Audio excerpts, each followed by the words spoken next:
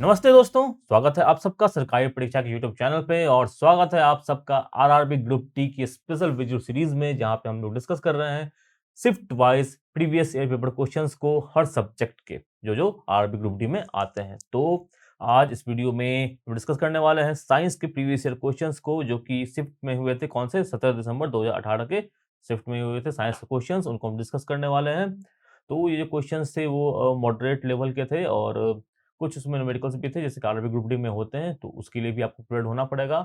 Physics के important फॉर्मूले, chemistry के इंपॉर्टेंट फॉर्मूले, कुछ-कुछ जो मोल कॉन्सेप्ट के रिलेटेड होते हैं या फिजिक्स में जो भी जनरल मैकेनिक्स के फॉर्मूले होते हैं, उन सबको आपको याद करना पड़ेगा। जो भी गुणसूत्र होते हैं, उनको आपको याद करना पड़ेगा और उसपे बेस्ट सीधे-सीधे सवाल आते हैं। बस वैल्यू पुट कर दीजिए, मैथ तो आपने पढ़ते ही हैं अमित सर से, तो वैल्यू पुट कर दीजिए, मैथ लगाइए और आंसर निकाल दीजिए, ठीक है? तो कुछ सवाल तो ऐसे ही हो जाएँगे और कुछ-कुछ इंपॉर्टेंट टॉपिक्स है। हमने लगातार जो वीडियो सीरीज़ देखा तो हमने पाया कि जो प्लांट टिश्यूज़ का टॉपिक है काफ़ी इंपॉर्टेंट होता है। इसके अलावा जो एनिमल टिश्यूज़ का इंपॉर्टेंट होता है, न्यूरॉन्स से रिलेटेड सवाल आते हैं, नर्व सेल्स होते हैं उससे रिलेटेड सवाल आते हैं। फिजिक्स की बात करें, मैकेनिक्स के न्यूमेरिकल्स तो आते ही हैं, साथ ही साथ बहुत बेसिक से बेसिक कुछ-कुछ क्वेश्चन आता है इलेक्ट्रिक करंट के, वोल्टेज के, ये सब आते हैं।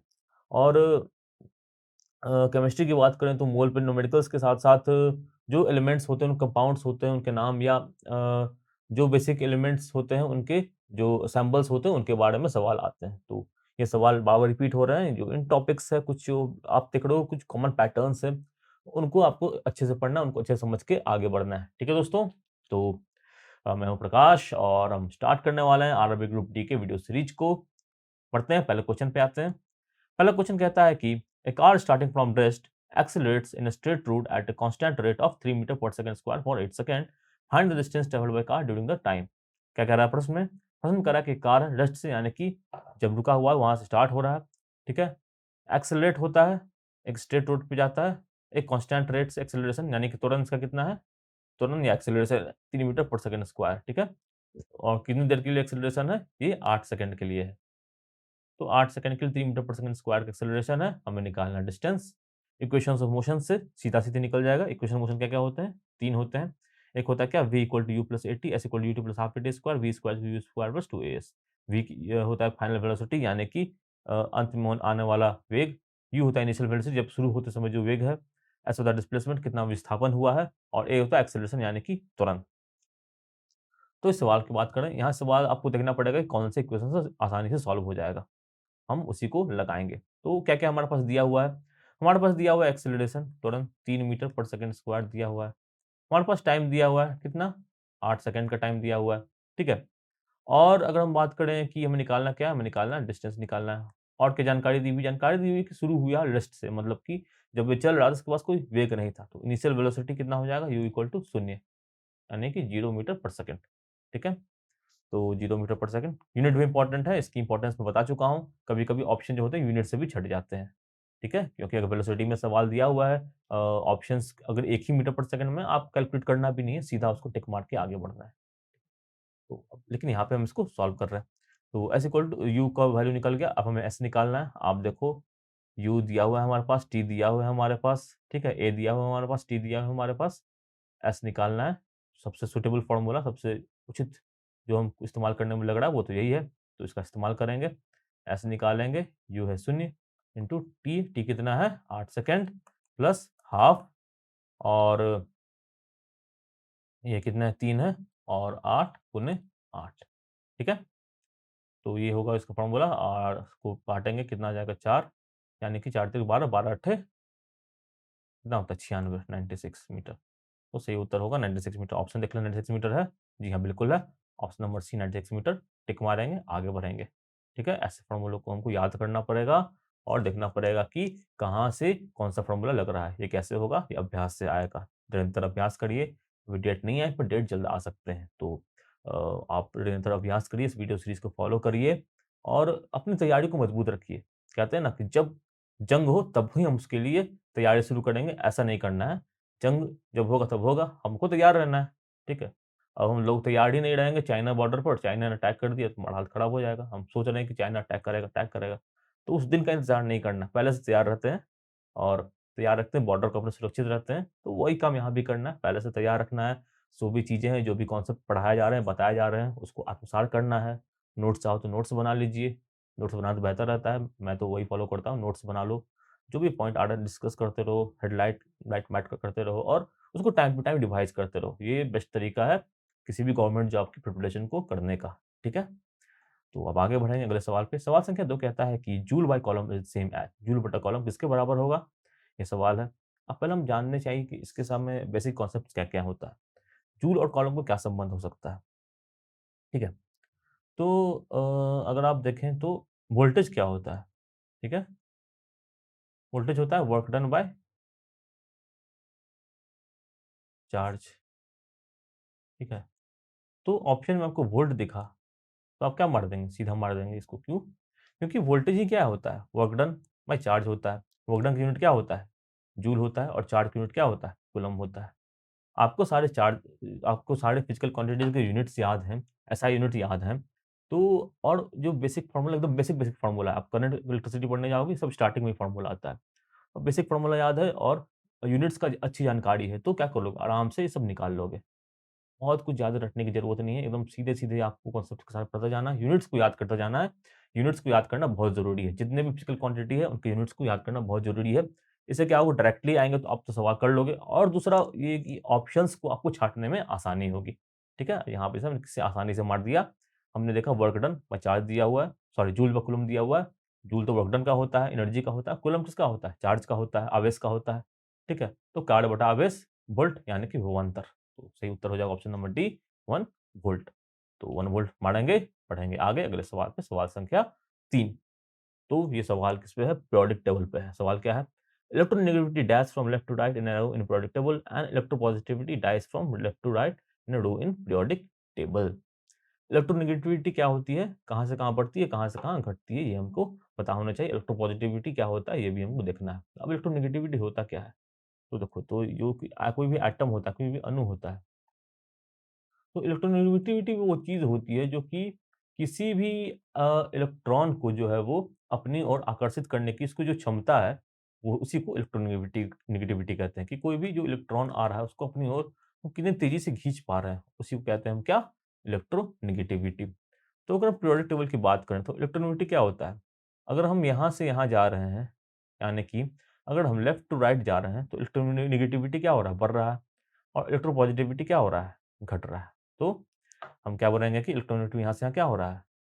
लेफ्ट टू राइट जाने पे बढ़ रहा है, इंक्रीज़ हो रहा है, इंक्रीज़ यहाँ पे कर देंगे, ठीक है? और जो इलेक्ट्रोपॉजिटिविटी है वो क्या हो रहा है? वो डिक्रीज़ हो रहा है, ठीक है? तो इंक्रीज़ और डिक्रीज़ ऑप्शन में है क्या? देख लेते हैं। तो यस, इंक्रीज़ और डिक्रीज़ ऑप्शन में है। इलेक्ट्रोपॉजिटिविटी इंक्रीज़ होगा और इलेक्ट्रोपॉजिटिविटी डिक्रीज़ होगा, ठीक है? तो ऑप्शन नंबर 1 टिक मारेंगे, बढ़ेंगे आगे। ठीक है? तो ये सारे कैरेक्टर्स यहाँ पे आप देख सकते हो। मेटालिक कैरेक्टर कैसे बन रहे हैं, नॉन मेटालिक कैरेक्टर कैसे बन रहे हैं, ठीक है? आयोनाइज़ेशन एनर्जी कैसे बन रही है, ह किसी पे भी सवाल पूछा जा सकता है। इलेक्ट्रॉन एफिनिटी पे सवाल पूछा जा सकता है, ठीक है? इलेक्ट्रॉन एफिनिटी की एक खास बात आप देखो कि यहाँ से यहाँ तक ये बढ़ता है, अपना इंक्रीज़ होता है, ठीक है? तो इलेक्ट्रोनेगेटिविटी का अक्सर एक सवाल कॉमन पूछा जा सकता है क्योंकि बहुत कॉमन है कि फ्लोरीन होता है, क्लोरीन होता है। पूछा जाता है कि इसमें इलेक्ट्रोनेगेटिविटी किसकी अधिक होगी? तो उत्तर होता है फ्लोरीन। अगर पूछा जाए कि इलेक्ट्रॉन एफिनिटी किसकी अधिक होगी? तो उसका उत्तर होता है क्लोरीन, ठीक है? ये आपको याद रखना है। इसका भी एक लॉजिक है, तो कभी ज़रूरत पड़े इसकी लॉजिक भी मैं समझाऊँगा, बट अभी आपको ये याद रखना है, आप नोट कर लो अपनी नोटबुक में कि इलेक्ट्रॉन एफिनिटी जो होती है वो क्लोरीन की अधिक होती है फ्लोरीन से, ठीक है? यद्यपि इलेक्ट्रॉन एफिनिटी ऊपर जाने पे बढ़ रहा है। तो फ्लोरीन ऊपर आ रहा है क्लोरीन से, बट जो कुछ फैक्टर्स के कारण जो होता है क्लोरीन की इलेक्ट्रॉन एफिनिटी जो होती है वो अधिक हो जाती है और इलेक्ट्रोनेगेटिविटी जो होती है वो क्लोरीन की अधिक होती है। तो ये इन्फॉर्मेशन आपको याद रखनी है। ये सब इन्फॉर्मेशन कहाँ से मिलेगी आपको? आपको कुछ नहीं करना है, एनसीईआरटी की क्लास 10 की किताब फॉलो करना है। उसमें पीरियोडिक टेबल के चैप्टर दिया हुआ है, उसको आप अच्छे से पढ़ लें, क्रमबद्ध लाइन बाय लाइन समझ लें, तो पीरियोडिक टेबल के आपको सवाल वहीं से अधिकतर बन रहे हैं, वहाँ से आप सवाल कर लोगे। क्या-क्या सवाल बनते हैं? पीरियोडिक ट्रेंड्स पे पढ़ते हैं, क्या बन रहा है, क्या घट रहा है और दूसरे किस तरह के सवाल बनते हैं कि पीरियोडिक टेबल किसने बनाया था? कितने तरह के पीरियोडिक टेबल अब तक आ चुके हैं दुनिया के सामने? सबसे पहला पीरियोडिक टेबल डॉबरेनर्स का ट्रायड आया था, फिर डुलॉन्ट का ऑक्टेव आया था और साथ ही साथ उसके बाद मेंडलीव का पीरियोडिक टेबल आया था। इस पे कई बार आपने देखा होगा, अगर आप वीडियो सीरीज़ को फ़ॉलो करोगे, तो आपने देखा होगा पीरियोडिक टेबल पे कई सवाल बन रहे हैं और एक बहुत ही इम्पोर्टेंट टॉपिक है। इसको ज़रूर पढ़ के जाना है, अच्छे से समझ के जाना है। मैंने सोर्स बता दिया आपको कहाँ से पढ़ना है।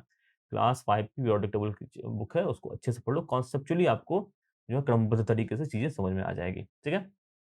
बढ़ते हैं आगे। सवाल संख्या 4 कहता है कि dash cells are embedded in hard matter that is composed of calcium and phosphorus. Option है लिगामेंट, ब्लड, बोन, कार्टिलेज।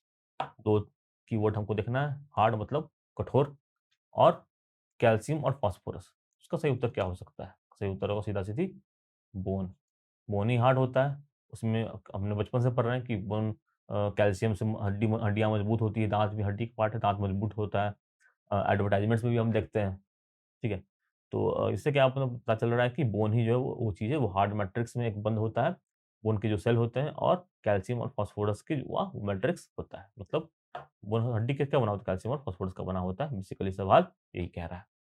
बढ़ेंगे आगे, सवाल संख्या 5 कहता है कि the characteristic of sound by which we can distinguish between two sounds of the same loudness and pitch is known as quality, amplitude, pitch या loudness.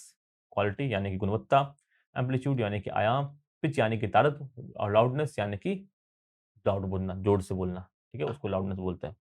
तो क्या कह रहा है कि 2 हमारे पास आवाज़ है, ठीक है? एक मधुर आवाज़ है, एक कर्कश आवाज़ है या कोई भी 2 आवाज़ है, ठीक है? दोनों का पिच सेम है, ठीक है? दोनों का फ्रीक्वेंसी सेम है, दोनों का आकार तो सेम है और दोनों की लाउडनेस सेम है, ठीक है? दोनों की लाउडनेस बराबर है, दोनों का पिच बराबर है, ठीक है? तो पिच हम कैसे निकालते हैं? पिच निकालते हैं हम साउंड के फ्रीक्वेंसी से, ये आपको याद रखना है। पिच हम निकालते हैं किससे? फ्रीक्वेंसी से और लाउडनेस निकालते हैं किससे? आयाम से, एम्पलीट्यूड से, ठीक है? और एक और बात होती है, लाउडनेस जो होता है वो प्रोपोर्शनल होता है एम्पलीट्यूड के स्क्वायर के। ये 2-3 इन्फॉर्मेशन है, पूछी जा सकते हैं एग्ज़ाम में। ये भी एनसीईआरटी का ही कंटेंट है। उसे बाहर का नहीं बता रहा हूँ, 10th तक की जो किताबें पढ़ेंगे उसमें आपको ये सारी चीज़ें मिल जाएगी। 9th-10th की किताबों में ये सारी चीज़ें मिल जाएँगी। पर्टिकुलर बताऊँ तो 8वीं और 9वीं कक्षा में ये चीज़ें आपको सीधा-सीधी मिल जाएगी एनसीईआरटी की बुक को अगर आप सही से फॉलो करते हो। तो यहाँ पे आप देखो पिच फ्रीक्वेंसी से निकलता है, लाउडनेस निकलता है एम्पलीट्यूड से, loudness proportional to A square होता है। अब एक और तीसरी चीज़ आती है, वो होती है क्वालिटी। क्वालिटी ऑफ आवाज़ की होती है, अगर मैं पढ़ा रहा हूँ या आपके अमित सर पढ़ा रहे हैं, सूरज सर पढ़ा रहे हैं, दोनों सेम लाउडनेस से भी पढ़ाएँगे, तब भी आप पहचान लोगे कि कौन किसकी आवाज़ है। अगर आप वीडियो सीरीज़ फ़ॉलो करते होगे, आपको पता लगेगा कि किसकी आवाज़ है, ठीक है? किसकी वीडियो है। अगर आप आँख बंद करके भी देख रहे हो, तो आप समझ जाओगे कि ये मेरी आवाज़ है या किसी और टीचर की आवाज़ है। या आप अपने स्कूल में भी या फ़ोन भी कुछ किसी को उठाते हो, तो आप समझ जाते हो कि किसकी आवाज़ है। तो वो कैसे पता लगता है? तो वो पता लगता है आवाज़ की क्वालिटी से, ठीक है? ऑप्शन नंबर 1 क्वालिटी या गुणवत्ता जो होती है, उससे हमें पता चलता है, ठीक है? तो 2-3 सवाल यहाँ से क्या-क्या बन सकते हैं या बने भी हैं, ये मैं आपको वहीं भी बता देता हूँ।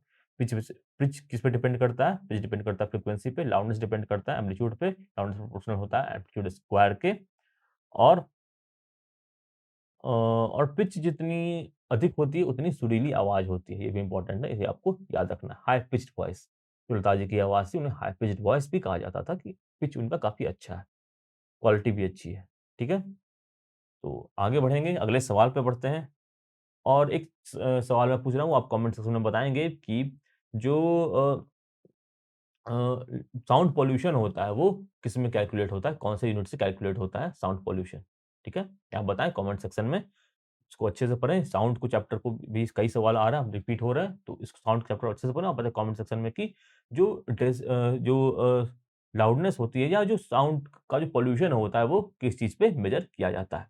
बढ़ते हैं आगे अगले सवाल पे। सवाल संख्या 6 कहता है कि which of the following is not an example of non uniform motion? इनमें से कौन-सा नॉन यूनिफॉर्म मोशन का एग्जांपल नहीं है? ऑप्शन क्या-क्या है? ऑप्शन नंबर ए है car moving on crowded street. तो पहले मैं एक बार पहले सवाल ही समझ लेते हैं कि सवाल कहना क्या चाह रहा है कि non uniform motion. Uniform motion मतलब क्या हो गया? यूनी और फॉर्म। यूनी मतलब एक समान, यानी कि एक समान गति, ठीक है?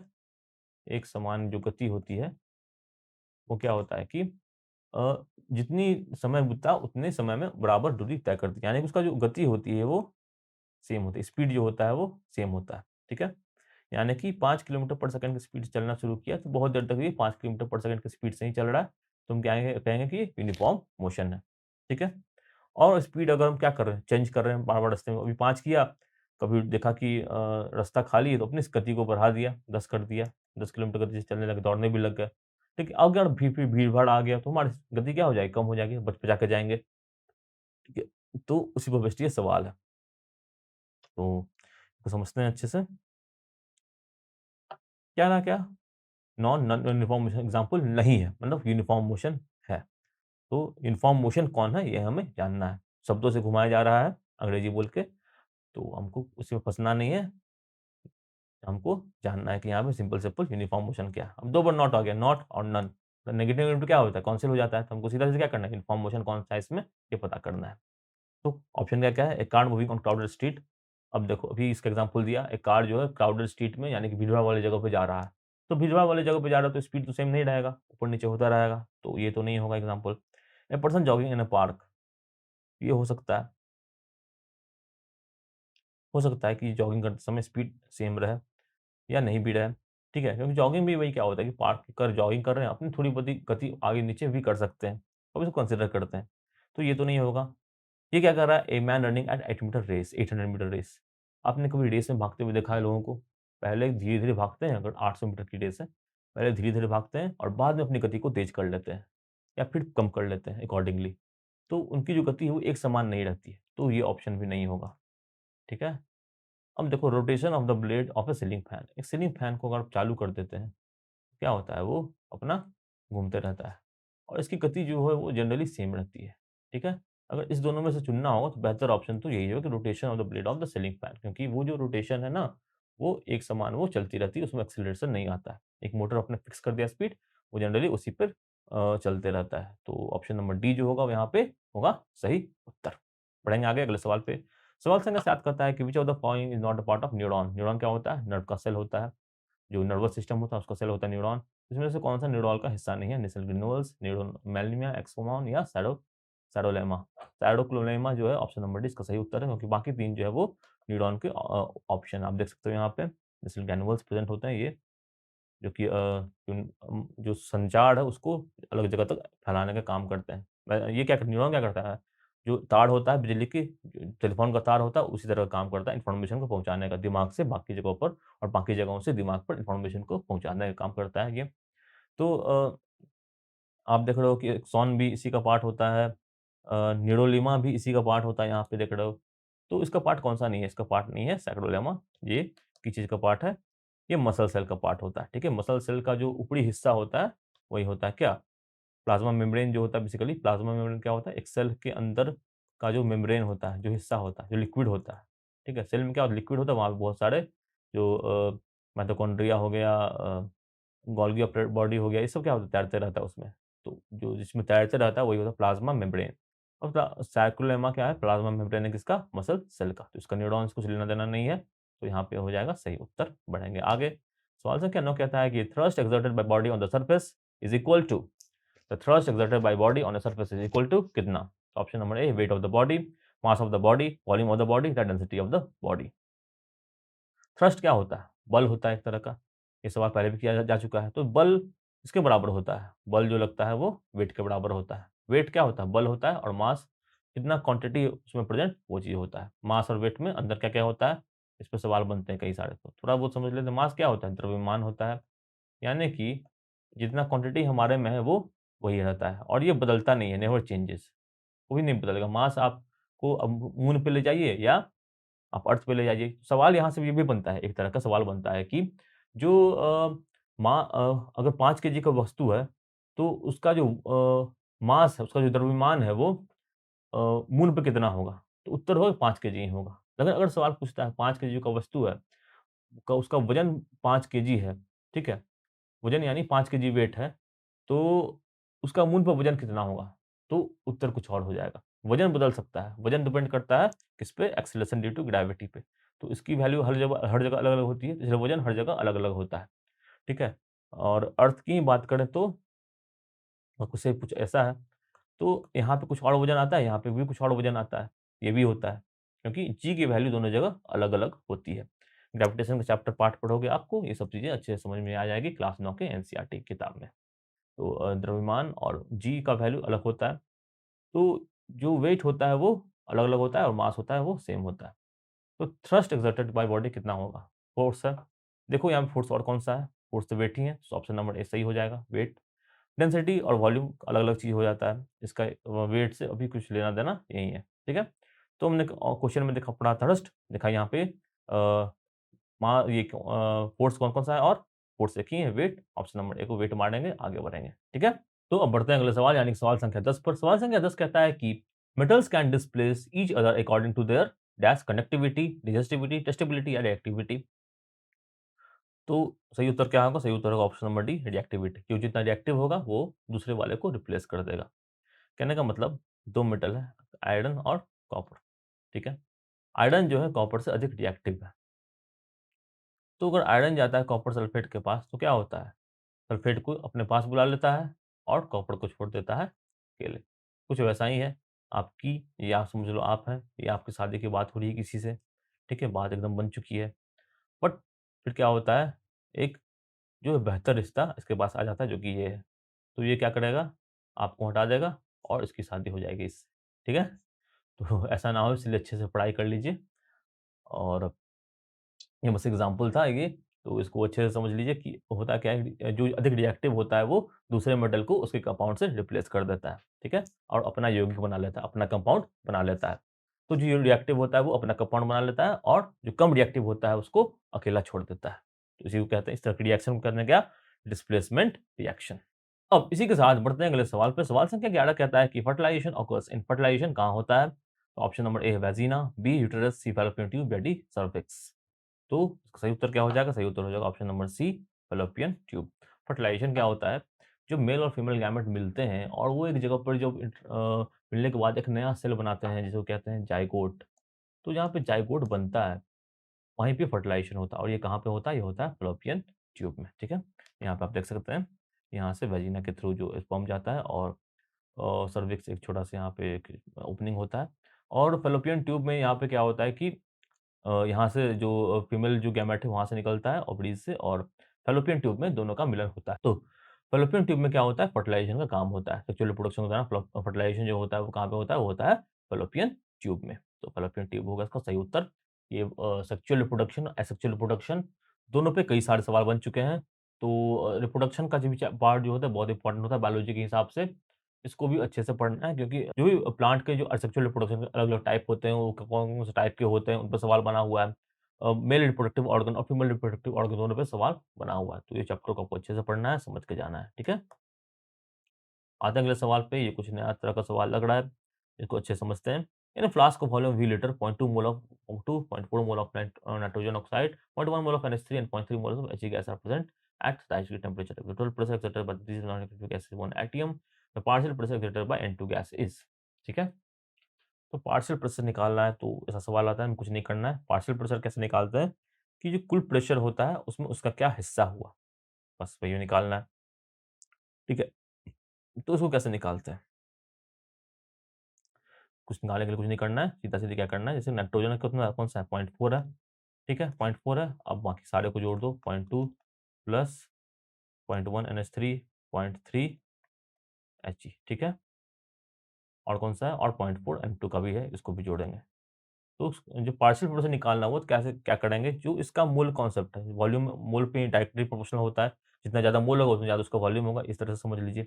तो जितना अगर हमें नाइट्रोजन का निकालना है तो पॉइंट नाइट्रोजन का जितना भी मोल है उसको यहाँ पे रख लेंगे न्यूमरेटर में और बाकी जितने भी हैं उन सबके डिनोमिनेटर को हम यहाँ पे जोड़ देंगे। तो कितना आएगा 0.4, 0.12, 0.1, 0.3, 0.4 ये आपको जोड़ दोगे तो ये आ जाएगा 1 और टोटल प्रेशर कितना है? टोटल प्रेशर से को इसको मल्टीप्लाई कर देंगे। टोटल प्रेशर कितना है? 1 एटीएम तो 1 से मल्टीप्लाई कर देंगे 0.4 इंटू 1 0.4 हो जाएगा इसका उत्तर ऑप्शन नंबर डी 0.4 हो जाएगा सही उत्तर। 0.4 मारेंगे, बढ़ेंगे आगे। तो ऐसे सवालों में क्या करना है? घबराना नहीं है सवाल को देख के। पार्शियल प्रेशर का सवाल है, पार्शियल प्रेशर मतलब कुछ नहीं हुआ, जितना वॉल्यूम उतना प्रेशर उसको डालना है और जो जो इसका निकालना है उसको न्यूमरेटर में रखना है, बाकी को जोड़ देना है और उत्तर को निकाल लेना है। ठीक है? बढ़ते हैं अगले सवाल पे। सवाल संख्या 13 कहता है कि a student lift a heavy book from the floor of room to put it in the book shelf at height 2 metre. For the process the student take 5 second. The work done by student will depend upon. Work done पे कई सवाल बना चुके हैं। Work done किसके बराबर होता है? mgh के बराबर होता है, ठीक है? तो यहाँ पे क्या कह रहा है कि पुस्तक है, पुस्तक को ज़मीन से उठा के टेबल पे रख दिए, कितना काम करना पड़ा? कितना काम करना पड़ेगा भाई? जो वज़न रहेगा और इंटू डिस्प्लेसमेंट कितना किया? जितना उसका हाइट रहा। जितना ऊपर हम उसको ले गए, कितना ऊपर ले गए 2 मीटर, ठीक है? तो mgh 3 चीज़ों पर ये डिपेंड कर रहा है। सवाल इसी यही पूछ रहा है कि इसमें कौन-कौन चीज़ों पे ये डिपेंड कर रहा है। तो ऑप्शन देख लेते हैं। पहला ऑप्शन क्या रहा था, height of the book shelf and time taken. तो यहाँ पे टाइम का तो कोई योगदान है ही नहीं, टाइम टेकन तो रहेगा ही नहीं। टाइम वाले बाकी भी ऑप्शन देख लो, काट देते हैं। यहाँ पे टाइम टेकन है, काट दिया। यहाँ पे टाइम टेकन है, काट दिया। अब ये ऑप्शन क्या कर रहा है, wait of the book, height of the book shelf, ठीक है? वेट ऑफ द बुक क्या हो जाएगा mg, और हाइट कितना है h। इन दोनों पे डिपेंड कर रहा है, यही हमें निकालना है, वर्क डन। तो ऑप्शन नंबर डी को मारेंगे सही, बढ़ेंगे आगे। वर्क डन पर कई सारे डिस्कशन हमने कर चुके हैं पिछले वीडियोस में, तो आप इनको ज़रूर देखें। वर्क डन का कॉन्सेप्ट आपको ठीक-ठाक से क्लियर हो जाएगा, ठीक है? तो जितने प्रीवियस वीडियोस आप फॉलो करते रहोगे, तो वहाँ से आपको यहाँ से लिंक बनाने में आसानी होगी। लिंक बनेगा, कड़ी से कड़ी जुड़ेगी, तो सफलता प्राप्त होगी। बढ़ेंगे आगे सवाल संख्या 14 पे। कह रहा है कि the child will be male if the zygote has dice combination. Zygote की अभी हमने चर्चा की। ज़ाइगोट कॉम्बिनेशन क्या होगा अगर मेल बनेगा? XO, XX, XY, XY क्या है ये सब? तो ये सब है क्रोमोसोम्स। क्या होता है? समझते हैं यहाँ से। तो जो क्रोमोसोम होता है, वो कितने होते हैं? वो 23 के पेयर में होते हैं हमारे पास, ठीक है? 23 के पेयर मतलब 23 इंटू 2 टोटल 46 होते हैं। तो जो 46 क्रोमोसोम्स होते हैं, उसमें आप देखो कि अगर XX होता है, ठीक है? अगर जो स्पर्म सेल है मनुष्य का, उसमें एक्सेस कॉम्बिनेशन है, तो वो होता है फीमेल। और अगर XY है, तो वो हो जाता है मेल। यहाँ पे देखो XY है तो मेल है, एक्सेस है तो फीमेल है। तो जो स्पर्म सेल आता है ना हमारे पास, उसमें से जो फीमेल का स्पर्म सेल आता है, उसमें तो एक्स ही आएगा क्योंकि उसमें का कॉम्बिनेशन XX है। जो मेल का सेल होता है, उसमें XY दोनों होता है। तो अगर मेल के सेल से Y आ गया, तो क्या होगा? तो फीमेल का X और मेल का Y बना के XY बना देगा, यानी कि लड़का पैदा होगा, ठीक है? और अगर फीमेल का X आ गया और लड़का की तरफ से भी X आ गया, तो क्या बनाएगा? XX बनाएगा और फीमेल बना देगा, ठीक है? फिर से समझ लीजिए एक बार, फीमेल का होता है XX और मेल का होता है XY, ठीक है? XX, XY। तो अगर X यहाँ से आ गया और Y यहाँ से आ गया, तो लड़का हो गया। और यहाँ से X आ गया और मेल से भी X आ गया, ये फीमेल है, ये मेल है। मेल से भी X आ गया, तो क्या हो जाएगा? ये हो जाएगी लड़की हो जाएगी, ठीक है? तो हमारे समाज में कई बार ऐसा होता है कि अगर बच्चियाँ लगातार जन्म ले रही हैं, उसको पहले के ज़माने में होता था कि इसे अच्छा नहीं माना जाता था, ठीक है? तो इसके लिए जो लेडीज़ जो लगातार लड़कियों को जन्म देती थी, उन्हें भड़ा-बुरा कहा जाता था समाज में। तो इसका इसका पीछे बहुत बड़ा मिसकॉन्सेप्शन ये भी कहा जाता है कि ये लड़कियों पे डिपेंड करता है कि ये लड़की पैदा हुई है, लड़का पैदा हो गया, ऐसा बिल्कुल नहीं है। जो मेल से जो गैमेट आ रहा है ना, ये उस पे डिपेंड करता है। मेल से जो डीएनए आ रहा है, उस पे डिपेंड करता है कि बच्चा जो लड़का होगा या लड़की होगी। फीमेल से तो एक्स ही आना है। फीमेल से आप कुछ भी कर लो, वाई तो नहीं आ सकता, फीमेल से तो एक्स ही आना है। लेकिन मेल से या एक्स आएगा या वाई आएगा। तो मेल से जो आ रहा है ना, उस पे डिपेंड कर रहा है कि बच्चे का लिंग क्या होगा। ठीक है? तो यहाँ पे सवाल कह रहा है child will be male if zygote has an combination. तो एक्स, वाई इसका सही उत्तर हो जाएगा option number C, X, Y. Male के लिए एक्स, वाई, फीमेल के लिए याद रखें एक्स, एक्स। फीमेल के लिए एक्स, वाई, मेल के लिए। इसको याद रखना है अच्छे से, पहले भी सवाल आ चुका है इस पे। सवाल संख्या 15 कह रहा है कि object of mass 10 KG moving with uniform velocity of 4 metre पर second, find the kinetic energy possessed by the object.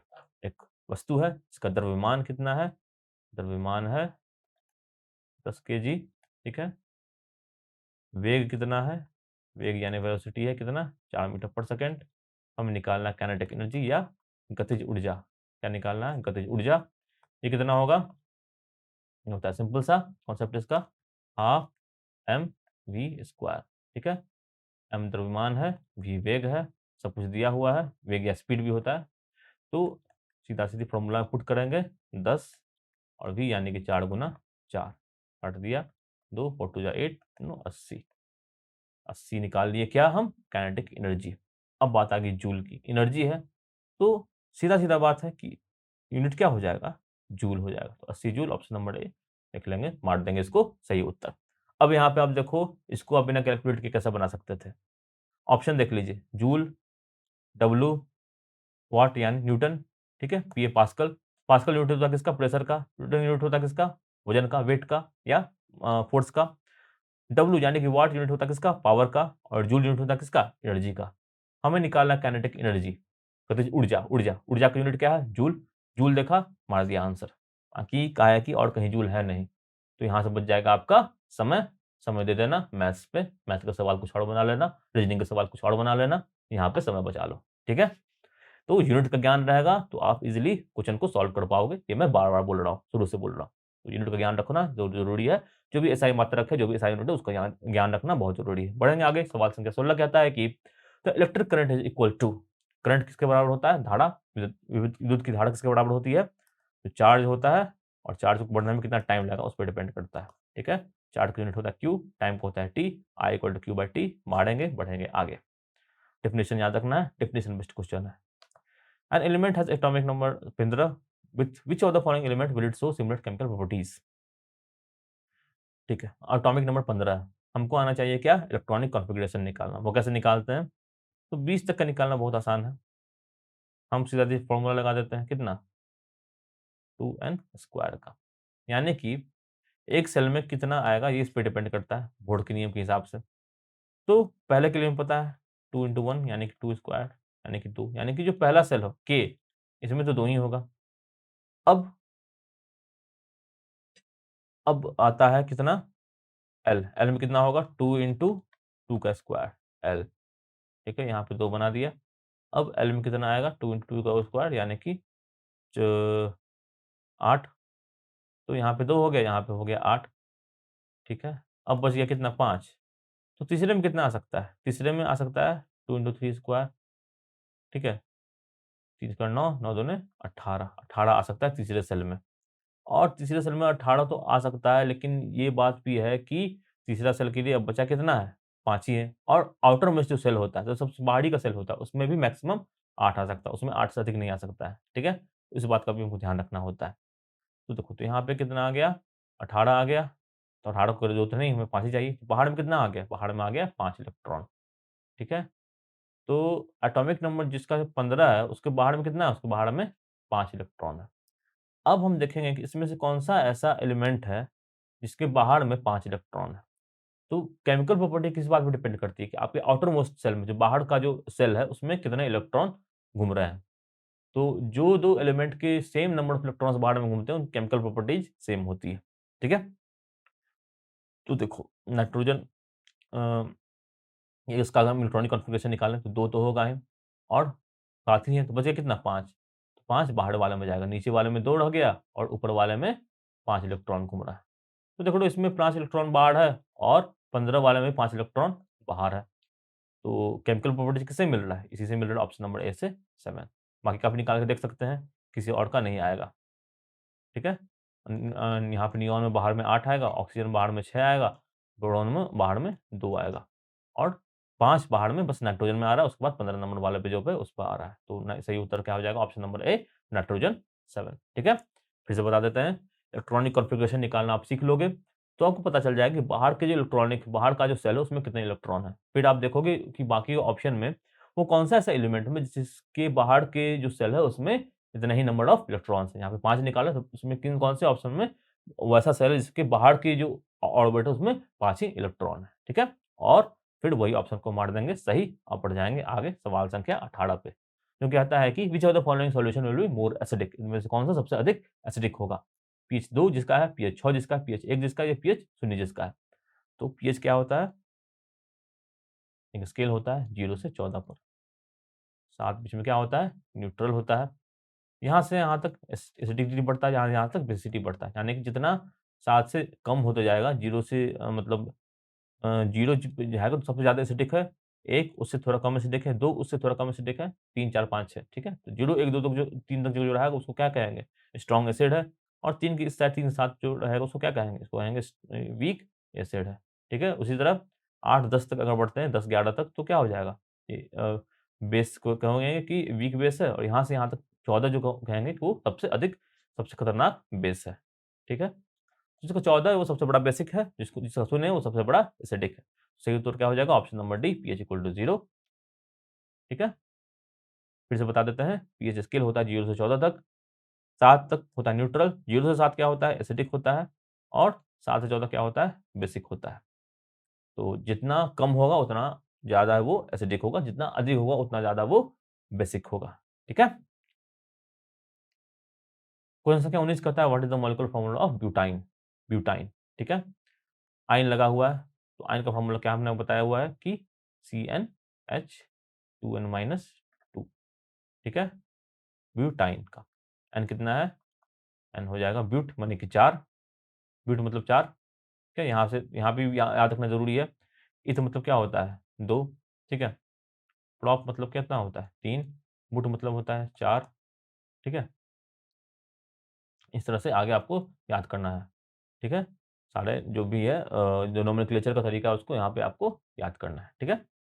तो यहाँ पे आप देखो n इक्वल टू 4 दिया हुआ है, ब्यूटाइन निकालना है और H कैसे निकालेंगे, 2 गुना 4 माइनस 2, यानी कि 8 माइनस 2 यानी कि 6।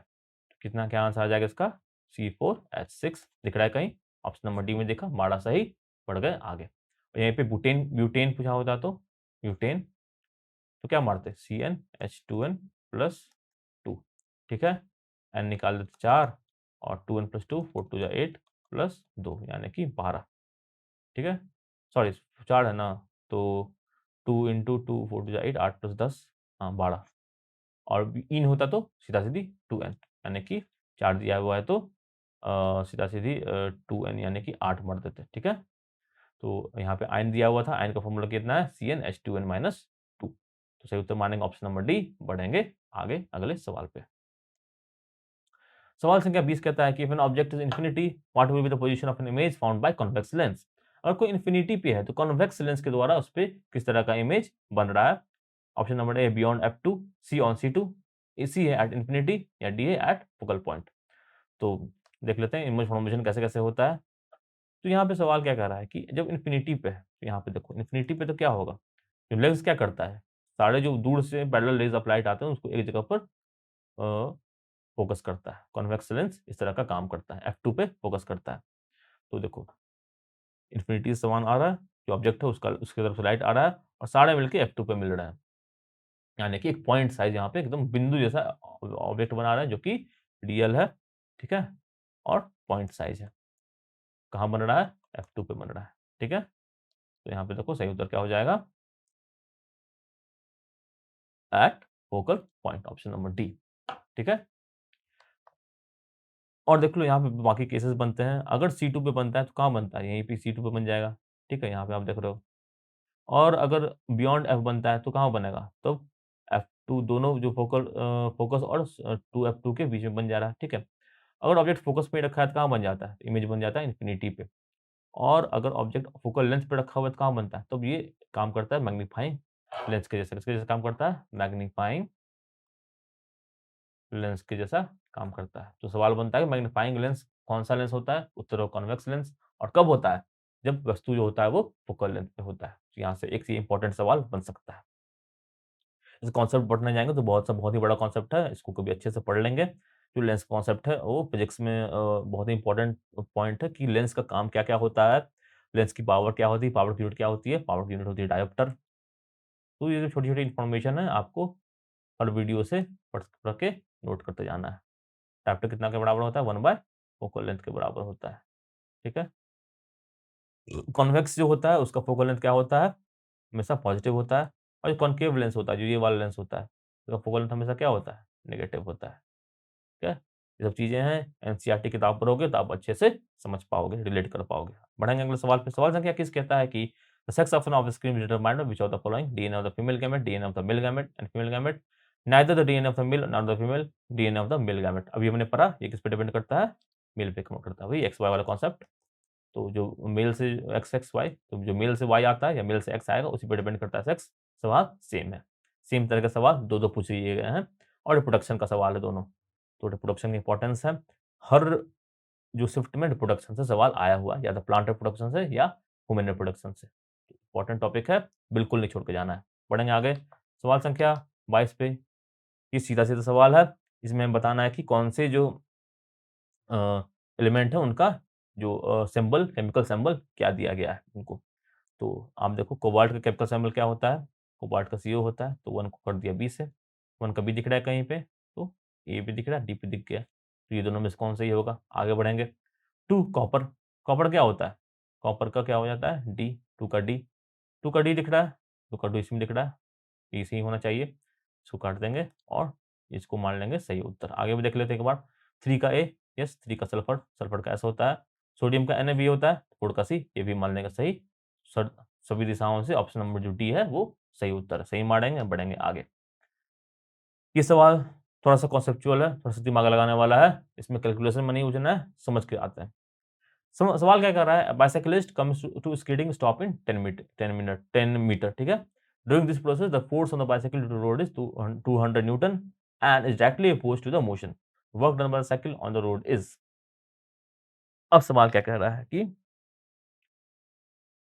बाइसाइकिल है, स्कीइंग कर रहा है, ठीक है? 10 मिनट में ये रुक गया। इस प्रोसेस में क्या हुआ कि जो इस पे फोर्स लगा है वो रोड के द्वारा 200 न्यूटन लगा है। बाइसाइकिल ड्यू टू रोड, यानी कि रोड ने इस पे 200 न्यूटन का फोर्स लगाया, ठीक है?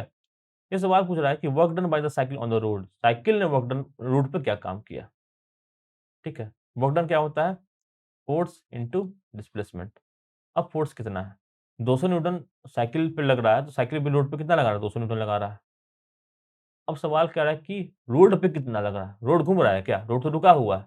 रोड का डिस्प्लेसमेंट कितना हो जाएगा? 0, 200 इंटू 0 और उत्तर क्या हो जाएगा? 0, 0 मार देंगे, ठीक है? और हो जाएगा सही। अब सवाल यहाँ पे अगर ये रहता है कि जो साइकिल पर कितना वर्क डन होगा, तो 200 न्यूटन तो है ही और 10 मीटर ये चला है, तो हो जाता है कितना? 2000 जूल। और ये होता है नेगेटिव में, क्योंकि साइकिल तो इस तरफ बढ़ रहा है कि फोर्स को पर इस तरफ लग रहा है। तो उस केस में ऑप्शन हो जाता है -2000 जूल सही है। और कई लोग जो होता है क्वेश्चन ठीक से पढ़ेंगे नहीं और -2000 जूल को मार के आगे बढ़ जाएँगे, हो जाएगा गलत। क्वेश्चन क्या करना है? लाइन बाय लाइन अच्छे से पढ़ना है। हाँ, थोड़ा टाइम का कमी रहता है, बट आप इतना तो कर सकते हो अपने मार्क्स के लिए कि एक बार पढ़ लो अच्छे से सवाल को। सवाल को पढ़ लोगे, हो सकता है उससे जितना आप कैलकुलेशन में समय लगा रहे हो ना, उसका भी समय कम बच जाए आपका। तो सबसे ज़रूरी क्या है? सवाल को पढ़ना अच्छे से, लाइन बाय लाइन। और इस तरह कोई जो ये सब एक आदत होता है। अब मैं अभी कह रहा हूँ तो आपको अचानक से वो चीज़ नहीं दिमाग में आ जाएगी कि हाँ, ठीक है, सवाल को पढ़ना है। ये आदत होता है। तो आदत कैसे बनाते हैं हम? आदत बनाते हैं मॉक टेस्ट को लगा-लगा के। तो जितने आप मॉक टेस्ट लगाओगे ना, उतना आपका जो कॉन्सेप्ट है वो बेहतर होता जाएगा। तो मॉक टेस्ट कहाँ लगाना है? सरकारी परीक्षा की वेबसाइट पे जाओ, अनलिमिटेड मॉक टेस्ट जितने चाहे उतने लगाओ, जितने मन उतने लगाओ, दिन के 4 लगा लो, दिन के 10 लगा दो। एक प्लान बना के मॉक टेस्ट, लेकिन आप रेगुलर लगाओ। 2 लगाना है, आज 2 लगा लिया, कल 2 लगा लिया, ठीक है? मैं तो ऐसे बोल रहा हूँ 10-15, बट आप अपने अकॉर्डिंग आज 2-3 लगा लिए, कल 2-3 लगा लिया, ठीक है? इस तरह से मॉक टेस्ट को, आरआरबी ग्रुप डी के जो मॉक टेस्ट है उसको रेगुलर प्रैक्टिस करते रहिए। जो भी सवाल आ रहा है उसको अच्छे से समझिए, अच्छे से उसको पढ़िए, उसके पीछे के कॉन्सेप्ट को भी जानने की कोशिश करिए और जो एनालिसिस हो रही है उसको भी आप थोड़ा ध्यान से देखिए कि आपको कहाँ-कहाँ आपको कमी आ रही है, कहाँ-कहाँ शॉर्टकमिंग्स आ रही है, ये आपको मॉक टेस्ट लगा के ही पता चलता है। तो मॉक टेस्ट ज़रूर लगाइए। अब बढ़ेंगे आगे, सवाल संख्या 24 क्या कहता है कि choose the correct incorrect from the below. PH में ही सवाल है। PH of human blood is 7.4, pH of caustic soda is 5, pH of lemon juice is 2.2, pH of vinegar is 2.8। ये जो अकमंड रोड 144 ये सही इन्फॉर्मेशन है, इसे आप याद रखिए और डायरेक्टली भी एग्ज़ाम में पूछा जा सकता है। कास्टिक सोडा का 5 तो नहीं हो सकता, कास्टिक सोडा होता है बेस, इसका पीएच होगा तो 7 से 14 के बीच में होगा, ठीक है? 7 से कम तो नहीं हो सकता, तो यही इनकरेक्ट पेयर है और इसलिए यही सही उत्तर है। पीएच ऑफ लेमन जूस 2.2 हो सकता है, क्योंकि लेमन जूस क्या होता है? एसिडिक होता है, विनेगर भी एसिडिक होता है, तो इसका भी 2.8 हो सकता है, ये एसिड की कैटेगरी में आता है, ठीक है? तो उसमें गलत ऑप्शन एक ही है, pH of caustic soda is 5। तो इससे थोड़े-से दिमाग लगाने वाले सवाल भी आते हैं। तो यहाँ पे आपको पता होना चाहिए कि बेस कौन-कौन से होते हैं, एसिड कौन-कौन से होते हैं, ठीक है? बढ़ते हैं अगले सवाल और आखिरी सवाल पे। सवाल संख्या 25 कहता है कि what was the position of noble gas in Mendeleev's periodic table? Mendeleev के पीरियोडिक टेबल में जो नोबेल गैस है, उसका पोज़ीशन क्या है? देख लेते हैं क्या-क्या है। Noble gas was there in second group. क्या ऐसा था? नहीं, ऐसा तो नहीं था। Noble gas being very inert were not necessary put in periodic table. Inert था इसलिए पीरियोडिक टेबल में नहीं आया, ये भी गलत है क्योंकि जो मेंडलीव साहब ने उस वक़्त जितने भी एलिमेंट थे उनको पीरियोडिक टेबल में एडजस्ट कर दिया था। Noble gas were not discovered at that time. तो ये हो सकता है और ये ऑप्शन सही भी है कि नोबेल गैस जो थे उस टाइम पूरी तरह से डिस्कवर्ड हुए नहीं थे। मेंडलीव पीरियोडिक टेबल बनने के बाद जो नोबेल गैस डिस्कवर्ड होने लगे थे तो उनके लिए एक अलग से वहाँ पे जगह पहले बनाया उतना गया नहीं था। तो ऑप्शन नंबर सी जो है वो सही उत्तर है। तो ये थे आज के इम्पोर्टेंट 25 सवाल जो इस शिफ्ट में आए थे। तो आशा करता हूँ आपको ये सारे सवाल समझ में आ गए होंगे, उनके पीछे कॉन्सेप्ट समझ में आ गए होंगे, इम्पोर्टेंट पॉइंट्स को आपने नोट कर लिया होगा। तो जल्द मिलेंगे और अगले वीडियो के साथ, अगले शिफ्ट के क्वेश्चन्स के साथ और इसी के साथ पढ़ाई-लिखाई करते रहिए, स्वस्थ रहिए, सुरक्षित रहिए, अच्छा से खाइए-पीजिए और ध्यान लगा के मेहनत करिए। ठीक है? मिलते हैं जल्द ही and have a nice day. Thank you. जय हिंद।